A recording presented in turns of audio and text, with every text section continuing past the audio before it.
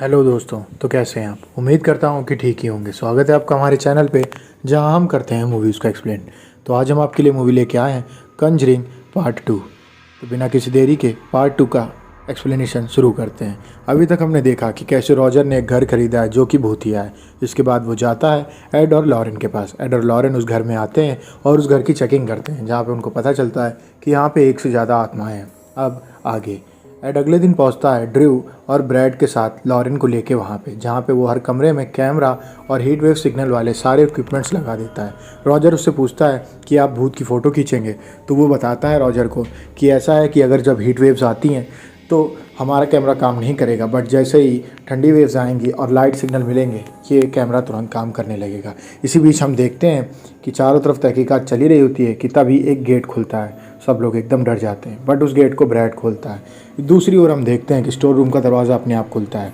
उसके अंदर जाते हैं एड, लॉरेन और ब्रैड कैमरा लेके वहाँ अंदर जाता है।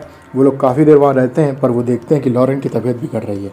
फिर लॉरेन बोलती है ऐसा है कि वो यहाँ से जा चुका है। उसके बाद वो लोग बाहर निकलते हैं, तभी स्टोर रूम का दरवाज़ा एकदम से बंद हो जाता है, जिसके बाद ब्रैड डर जाता है। ब्रैड से ड्रू कहता है कि तुम्हारी तो हवा निकल गई। वो कहता है ऐसा नहीं है।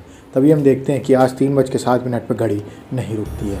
वहीं दूसरी ओर बात करती है लॉरेन कैरोलाइन से। वो हर तरीके की तहकीकात करती है कि क्या कैरोलाइन कहीं से छापित तो नहीं है, लेकिन ऐसा नहीं निकलता है। उसी ओर हम देखते हैं कि रॉजर निकल जाता है कहीं काम से अगले दिन अपनी बाकी की फैमिली के थोड़े मेंबर्स के साथ, और एड वहाँ पे लॉरेन के साथ बाहर खड़ा रहता है। एड दूसरी ओर निकल जाता है गाड़ी को ठीक करने। वहीं हम देखते हैं कि लॉरेन को पैरानॉर्मल एक्टिविटीज़ एकदम से महसूस होने लगती है। वो देखती है वहाँ पे चारों ओर बादल आ जाता है और हवा चलती है। पीछे उसके एक चादर उड़ती है जो कि अपने आप एक जगह रुक जाती है और देखती है कि वहाँ पे कोई खड़ा है। फिर वो चादर उड़ के जाती है खिड़की के पास, और वहाँ पे हम देखते हैं कि खिड़की पे कोई खड़ा रहता है। कैरोलाइन उस कमरे में होती है, जिसके बाद लॉरेन भाग के ऊपर जाती है, पर हम देखते हैं कि कैसे कैरोलाइन के ऊपर उस चुड़ैल ने अटैक कर दिया है और उसके मुंह के अंदर कुछ डाला है। इसके बाद कैरोलाइन चिल्लाती है और वहाँ पे पहुँचती है लॉरेन। वो गेट खोलती है लेकिन खुलता नहीं है। तभी दूसरे गेट से निकलती है कैरोलाइन और वो बोलती है मेरे साथ ऐसा कुछ भी नहीं हुआ है। उसके बाद वो लोग वहाँ से दोबारा नीचे आते हैं उस दिन की रात का इंतज़ार। अभी हम देखते हैं कि रॉजर वहाँ पे आ जाता है। रॉजर भाग के जाता है एड के पास, क्योंकि एड कार को रिपेयर कर रहा होता है। वो एड से कहता है कि क्यों ना तुम मेरा घर खरीद लो, जिसके जवाब में एड हंस के बात को टाल देता है। तभी एड से वो पूछता है कि तुम लॉरेन के लिए इतना चिंतित क्यों रहते हो। तो वो बताता है कुछ साल पहले मैं लॉरेन के साथ गया था और मैंने देखा कि कैसे मिशन के दौरान उसको एकदम से कोई भयंकर शैतान दिखाई दिया और वो वहाँ पे चिल्लाने लगी, जिस वजह से मैं लॉरेन के साथ ऐसी जगहों पे नहीं जाता हूँ, क्योंकि उसके पास ऐसी शक्तियाँ हैं जिसकी वजह से उसको भूत दिखाई देते हैं। जिसको सुन के रॉजर काफ़ी चिंतित हो जाता है। फिर हम देखते हैं कि उसी रात ब्रैड और ड्रू बैठे रहते हैं। तभी ब्रैड बोलता है मुझे कॉफ़ी पीनी है। वो कॉफ़ी बनाने जाता है, तभी उसको खिड़की के पास अजीब सी आवाज़ें आती हैं। वो देखता है कि वहाँ पे लगी घंटी हिलती है। उसके बाद वो देखता है कि कुर्सी भी हिलने लगती है। वो उस आवाज़ को फॉलो करता है और गेट को खोलता है। वहाँ पे उसको कोई नहीं दिखता है। वो अंदर घुसता है कि तभी वो देखता है कि बगल के कमरे में एक नौकरानी खड़ी है, जिसको कि देख के वो डर जाता है। नौकरानी उससे कहती है कि देखो उसने मुझसे क्या करवाया। वो उस नौकरानी का पीछा करता है, वहाँ पे कोई नहीं होता है। तभी वो नौकरानी उसके पीछे से अटैक कर देती है और बोलती है देखो उसने मुझसे क्या करवाया। इसके बाद ब्रैड चिल्लाने लगता है। वहाँ पे भाग के पहुँचता है एड बाकी लोगों के पास। वो बताता है कि यहाँ पे एक नौकरानी थी जिसने कि मेरे ऊपर अटैक कर दिया। उसी ओर हम देखते हैं कि वहाँ से सिंडी निकलती है और वो ऊपर सीढ़ियों की ओर चढ़ जाती है। रॉजर उसको रोकने की कोशिश करता है कि तभी एड उससे कहता है कि उसको मत रोको, मुझे देखना है कि ये क्या करेगी। तभी ड्रू कमरे से बताता है कि उसके साथ कोई और है, हीट वेव्स में हमने पता कर लिया है। वो लोग उसके पीछे जाते हैं, तभी कमरा बंद हो जाता है। काफ़ी देर की मशक्क़त के बाद जब वो लोग कमरा खोलते हैं तो देखते हैं कि सिंडी वहाँ से गायब होती है। तभी एड कहता है कि ब्रैड नीचे जाओ और वहाँ से यूवी रेज ले आओ। वो लेके आता है और वो उस डिटेक्टर से देखता है कि अलमारी के ही अंदर है सिंडी। वो अलमारी हटाता है और देखता है कि अलमारी के पीछे एक दरवाज़ा रहता है जहाँ पे सिंडी सो रही होती है। वो लोग सिंडी को उठाते हैं और बाहर कर देते हैं। तभी उस अलमारी के अंदर जाती है लॉरेन, जिसकी पता करना होता है कि वहाँ पे क्या है। वो जाके वहाँ पे देखती है चारों तरफ। तभी वो देखती है कि वहाँ पे खिलौने की एक जगह रहती है। वो मांगती है अप्रैल का वो खिलौना और उसको वहीं पर रख देती है। इसी बीच अप्रैल कहती है उससे कि रोरी भी जब डर जाता था तो यहीं छुपता था जाके। जिसके बाद लॉरेन और ढूंढती है वहाँ पे। वो देखती है कि वहाँ पे एक रस्सी पड़ी है जो कि एक फांसी का फंदा रहती है। इसी बीच वहाँ की छत टूट जाती है और लॉरेन नीचे गिरती है जाके। इसके बाद एड भाग के नीचे जाता है लॉरेन को बचाने, लेकिन उसे लॉरेन कहीं नहीं मिल रही होती है क्योंकि उसको नहीं पता होता है कि उस जगह कहाँ कैसे जाना है जहाँ पर लॉरेन फंसी हुई है। इसी ओर हम देखते हैं कि लॉरेन उस खिलौनों के चालू करती है और उस खिलौने के ज़रिए वो देखती है कि पीछे एक औरत लेके बैठी है रोरी को, और जैसे ही खिलौना बंद करती है तो पीछे वो औरत गायब हो जाती है। वो सामने देखती है तो उसके सामने औरत आ जाती है और वो औरत उससे कहती है कि उसने मुझसे ये करवाया, मतलब कि वो बताती है कि उस औरत ने मुझसे मेरे बच्चे को मरवाया। और उसी ओर हम देखते हैं कि वहाँ पे वो फांसी के फंदे में टंगी औरत भी आ जाती है, जिसको कि देख के लॉरेन काफ़ी डर जाती है। वो वहाँ से भागती है और वो देखती है कि उसके पीछे वो औरत पड़ चुकी है। वहीं एड उसकी आवाज़ सुन के चारों तरफ दीवारें तोड़ने लगता है, पर उसको लॉरेन नहीं मिलती है। लॉरेन डर के मारे दरवाज़ा खोल के जैसे बाहर निकलती है वो एड के गले लग जाती है। इसी के बीच हम देखते हैं कि वो लोग काफ़ी डर गए हैं और वो बताती है कि ये एक ऐसी आत्मा है जिसने कि उस औरत से ऐसा कांड करवाया जिसकी वजह से उसने रोरी को मार दिया, और वो यही चीज़ कर रही है कैरोलाइन के साथ। वो बोलती है कि कैरोलाइन अपनी बच्चियों को मार देगी और वो शैतान उसके ऊपर लगभग हावी होने वाला है। ये जो उसको चोट आ रही हैं ये उसी की वजह से आ रही हैं। वो उसका हाथ पकड़ती है और उसको चोटें पहुंचाती है। तभी हम देखते हैं वहाँ खड़ी नैन्सी के बाल एकदम हवा में आ जाते हैं और नैन्सी को कोई चीज़ चारों ओर घसीटने लगती है। ये देख के सब लोग डर जाते हैं और नैन्सी चारों ओर गिर रही होती है। तभी वहाँ पे भाग के लॉरेन जाती है और नैन्सी के उतने बाल काट देती है जितने हवा में होते हैं, और फिर उसके बाद वो लोग काफ़ी घबरा जाते हैं। तभी हम देखते हैं कि अगले दिन रॉजर कहीं जा रहा होता है और वो बोलता है कि अब लग रहा है सब कुछ सही हो जाएगा, जबकि उसके एड बताता है कि अब मैं झाड़ने वाले को ज़रूर लेके आऊँगा, लेकिन हमको सबसे पहले परमिशन लेनी होगी। तभी हम देखते हैं कि बाहर लॉरेन बैठी रहती है और उसको तालाब से आवाज़ें आ रही होती है। वो वहाँ जाती है तो वो देखती है कि पानी में एक लाश तैर रही है जो कि उसकी बेटी ज्यूरी की होती है। वो भाग के जाती है, टेलीफोन को खोलती है और फ़ोन करती है अपने घर में और अपनी माँ से पूछती है कि क्या मेरी बेटी ठीक है, क्या मेरी बेटी ठीक है। तभी उसकी माँ बताती है हाँ वो ठीक है। वो बताती है एड को कि मुझको चेतावनी मिल चुकी है कि अगर सब कुछ ऐसे रहा तो तुम्हारी बेटी अगली है। और हम देखते हैं कि वहीं एड गया है फादर से मिलने लॉरेन के साथ। फादर बोलते हैं कि मुझको ऊपर से परमिशन लेनी पड़ेगी क्योंकि वो लोग हमारे धर्म को नहीं मानते हैं। जिसके बाद वो कहता है कि ये बहुत ही रेयर केस है और बहुत ही ख़तरनाक केस है, अगर हमने इस पर काम नहीं किया तो हो सकता है कि वो लोग मार दिए जाएं, उनके पास ज़्यादा समय नहीं है।